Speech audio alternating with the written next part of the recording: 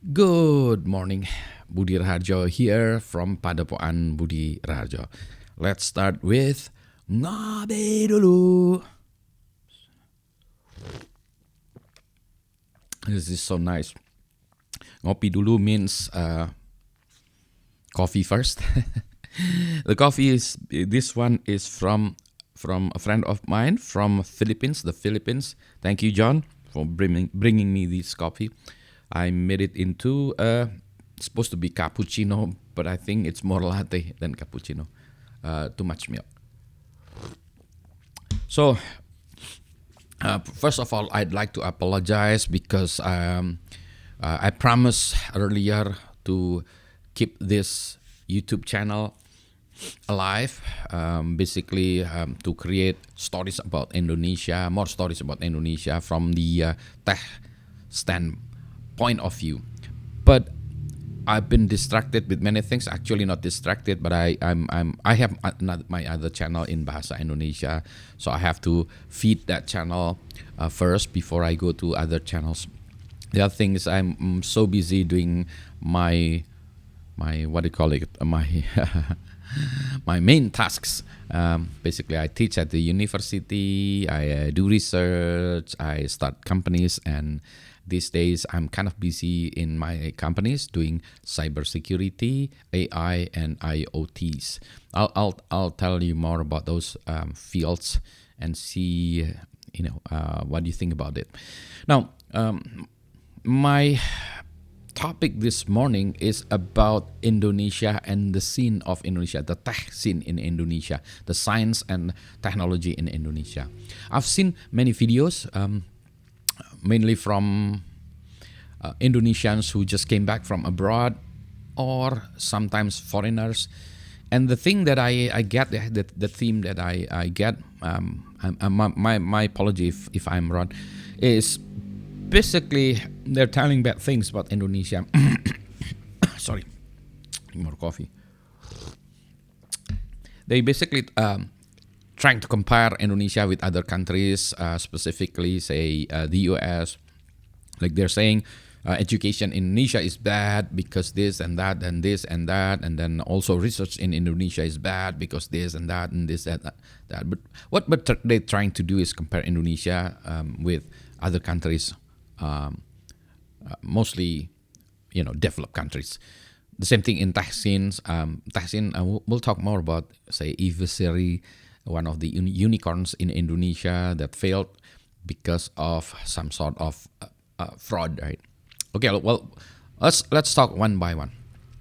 First of all, I stayed long time. I lived in Winnipeg, Canada, for almost 11 years, maybe 10 and a half, maybe 10 and a half years exactly. I could not remember. But anyway, so my brain is actually, not Americanized. My culture is also North Americanized. So I know how to behave in North America. When I came back to Indonesia, I got culture shock. Just like you guys, you guys from well-developed countries who are visiting Indonesia. I'm not visiting Indonesia. I'm staying in Indonesia for good. So that was a very, very, very, very difficult for me at one point. Before I came back, actually, I talked to a friend of mine who ran companies, who were part of big companies in the US, and I told them, if I cannot make it in Indonesia, can I come back here? And they gladly say, whenever, whenever, if you come here, I would just gladly put you in front of me. I know I have skills and I have knowledge to become part of big companies. But I came back to Indonesia and started companies and running this and that. I ran the .id domain. I started ID cert, and basically I took responsibilities in Indonesia. So, education in Indonesia. Well, I am a product of Indonesian education. I can say that Indonesian education is not bad. But I cannot generalize to the whole Indonesia. I lived in Bandung, and I know I am living in Bandung. I came back to Bandung. Education in Bandung is good. Is good. in general is good. Bandung is one of the big cities in Indonesia. So education in big cities in Indonesia is okay, good. Meaning, if I graduated from one of these schools in Indonesia, I could go into universities abroad. So that's how we good we are. Okay. It's just that usually parents in Indonesia do not allow their children to be abroad. You're still too young. My parents did that too, also to me. I was asked to join, I can't remember, scholarship or something like that from Germany when I was young, and my mom did not allow me to go abroad. So yeah, most parents in Indonesia are like that. Most parents. So Indonesians are staying in Indonesia at least for the undergraduate, or the Indonesia we call it S1, S1 degree. So we got all the bachelors or the engineering degrees or the scientist degrees in Indonesia. Now, universities in Indonesia are also not bad. I graduated from Institut Teknologi Bandung. So Institut Teknologi Bandung was founded in 1920. It was a spin-off of University Indonesia. University Indonesia is in Jakarta, and the spin-off is in Bandung, 1920. Even before we kind of our Independence Day is 17th August 1945.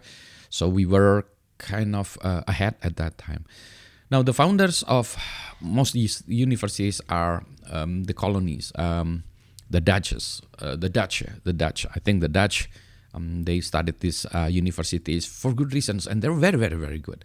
And my professors, actually probably the second or third generations of this university, my professors are mainly graduated from the US. So, so you can see like the thread. My professor, one of them from Stanford, the other one from, I can't remember, many of the great Berkeley universities in the US. Ivy League University. So we are good at that point. Today, some people, the quality is degrading. I could say maybe yes, or maybe, because I cannot generalize. In my university, it's actually pretty good. I got students who are very, very, very good, and they go abroad. But the situation is a bit different. I know I don't want to play violin like an old person telling stories about the olds when I was young and things like that. Yeah, I know when I was young, education was supposed to be better than today. So I don't know. Take it with a grain of salt. Okay, so that's that. Research in Indonesia is another thing. Research is a bit different because the thing about research is the funding, right?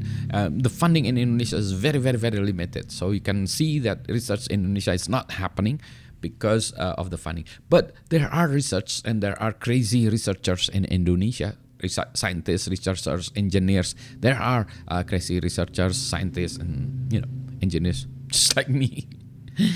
We're developing things, crazy things, at the same par as our peers outside Indonesia. So research are great, but the thing is, Indonesia is not good. Indonesia do not like to read and write. So that's kind of the barrier. The barrier. Let me just sip my coffee. Like I'm considered normally in Indonesia. I read books. And I still read conventional books. I do have tablets. This is my old iPad. I read books, also e-books there. But mainly I read traditional books or conventional books. I still do that, like this, that, Anyway, so that's startup also kind of. I'll tell a story about startup later on. But I'm basically what I'm saying is Indonesia is not that bad.